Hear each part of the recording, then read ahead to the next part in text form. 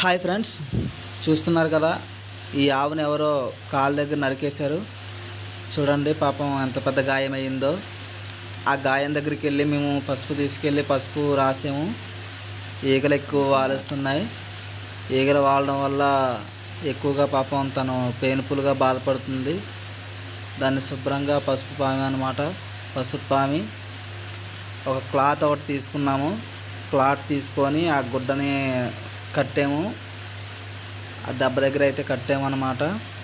పాపం ఆ గుడ్డ కడుతున్నా సరే ఆవు మాకు ఏమనట్లేదు. ఫస్ట్ పొడుస్తుందేమన్న భయంతో దగ్గరికి వెళ్ళలేదు మేము. చాలాసేపుకి అలా చూసి దగ్గరికి వెళ్ళి ఆ పుండు దగ్గర అంటుకొని పసుపు వేసినా సరే తను మాకు ఏమనలేదు.